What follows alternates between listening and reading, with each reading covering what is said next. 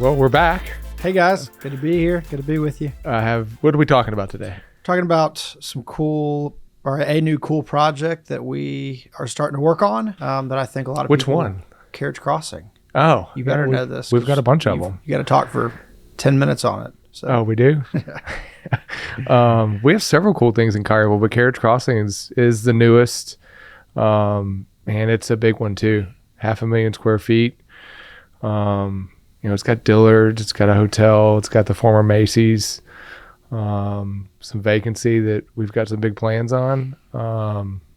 It's interesting. I think they built that thing in 2005. Way ahead of its time. Yeah. In terms of not just conceptually, but geographically, kind of everything. Mm-hmm. But now it's cool because they're poised for where things are now, and the market in Collierville is booming, and you have the largest high school in the state down the street, and rooftops being built everywhere. I mean, it's pretty wild. I've heard it described before, and you probably have too, that's kind of it's been a struggling development for sure. some years. What do you think were some of the issues that led up to that? That's I think we all in the retail, well, everybody had, but really in the retail world, I mean, that was kind of something we just didn't really even present to our clients because we knew it just didn't make sense for a lot of reasons. And the main reason was the most recent owner bought it for $70 million. Mm-hmm. And that's a lot of money. It's hard to get those rates that they needed to cover that. It is. And then to put more money into it, to get deals done. And that's where the real crux of the whole thing was like, in order to get cool deals done and great retailers, you have to put money in. Mm-hmm. And it costs money, and it costs commissions, and so on and so forth. And so when you have X tenant come in the market and say, hey, I want to be here, and they're like, great, as is deal, but we'll give you cheap rent. The tenant's like, that doesn't work. It doesn't work. It's hard for us, yeah. And so you do that enough times, and people just start overlooking you. Renewals where people need tenant improvement allowance, they start leaving, and then it's a ripple effect. Yeah, it kind of compounds. Mm-hmm. I think that's what's interesting about this new group. It's Edwards Realty, the joint venture and core acquisitions. Right. They've got a lot of experience in these type of projects. They've done them in Chicago and some other big markets, St. Louis. And they've got a really unique approach. We're excited to be working with them. We've got, I guess out the gate, we can't really drop any names yet, but we've got 3 like huge entertainment groups that are competing for the former Macy's. Right. We've got some national credit big box stuff that could also go there, or maybe we build something new. I don't know. And then I think the most interesting thing that Edwards Realty does is they do that local entrepreneurship. The contest. It's more than just a contest. I think they just take leaps of faith. But there's a contest. Yeah. And they're calling it Pop Local. Right, which they've trademarked. It's their program that they've specifically designed for this type of product. Which is, talk about incubating local great entrepreneurs, building a new concept, and the whole goal is to see if we can make it stick and make them successful. Yeah, the barrier to entry for a retailer, whether it's a restaurant or soft goods or fitness or whatever, is the fact that one, you're committing to a 5, 10, whatever your lease. You have X amount of dollars that you have to put into the concept, and they have the space and they have the turnkey space to allow somebody to come in, essentially zero or minimal upfront costs and very little risk from a commitment. Mm-hmm. It's a few months, minimal or no rent, or percentage rent or some variation thereof, and you get to figure out if you can make it. And if you can, well, then you have another 100 and something thousand square feet that they can reposition you in, or you stay in that space and they make a commitment to make you better. It's pretty incredible. That Pop Local, I think, is an opportunity for those types that have had a dream to step up and say, can I figure this out? Yeah. How do you help me? Right. And oh, by the way, that $200,000, $500,000, whatever dollar risk that you had to lay on the line before, it's gone. Well, there's still some, but not to that there's level. some risk, but it's not. Yeah. It's not. You're not building out and committing long-term lease and long-term. It's just right. It makes something that's really a really hard thing to do not as daunting. Yeah. Well, even beyond that, hopefully, right, you put one of those local entrepreneurs in there and their brand, their idea, whatever they're building turns out great and it brings people to the center.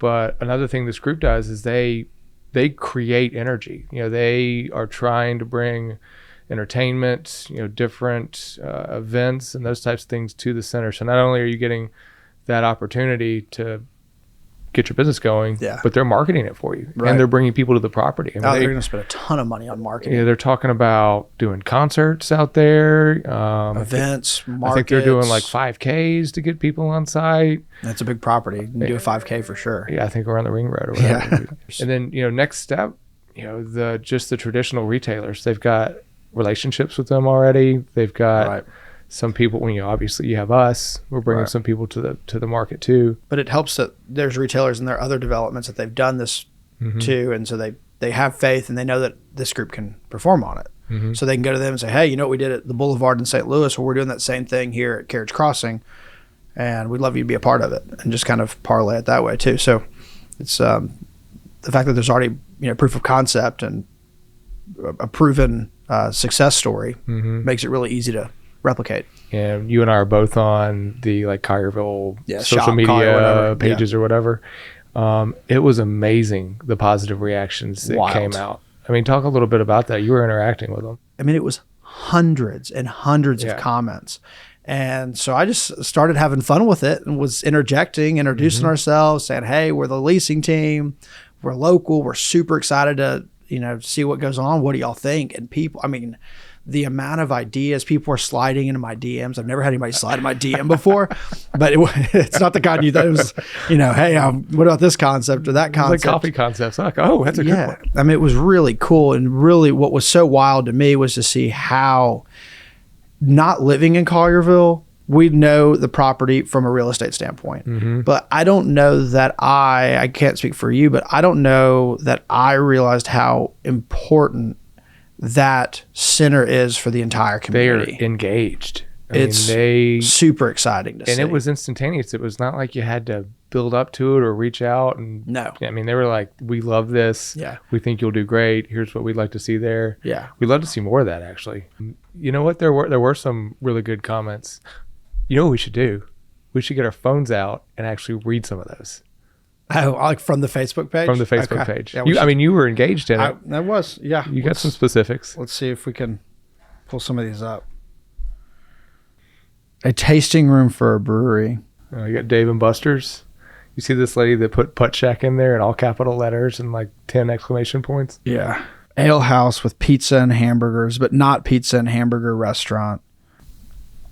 Wine and tapas right next to the Taekwondo place. But it has to be right next to the Taekwondo place. Has to be next to the Taekwondo place. Ultimate gift shop from South Haven. That was a good one. Oh, here's one for apartments. That's not going to happen. A Johnny Rockets. Johnny Rockets used to be in East Memphis and in the Wolf Chase Mall. Yeah. I don't remember the Wolf Chase Mall one, but another Johnny Rockets. Two Johnny Rockets? Two Johnny Rockets. All right, write it down. We're calling Johnny Rockets. Oh, here's a shocker. Publix. Oh, wait. Here's another one. Publix. Ooh, Belk. Somebody's asking for Belk. Lululemon, Alter State. Belk would be good. Yeah. Cold Stone. Putt Shack. Again, I love Putt. I think it would. I would love to figure that out. That would be fun. Panera or Chicken Salad Chick. There's actually several people that have asked for Chicken Salad Chick. I know they're looking in Collierville. If only Sean Massey could bring them to Carriage Crossing, Sean. But this is the funny stuff. So like this one guy writes, I literally had just said, hi guys, we're the retail leasing team, your local retail leasing team. He responds, they're going to tear it down and build apartments. I respond.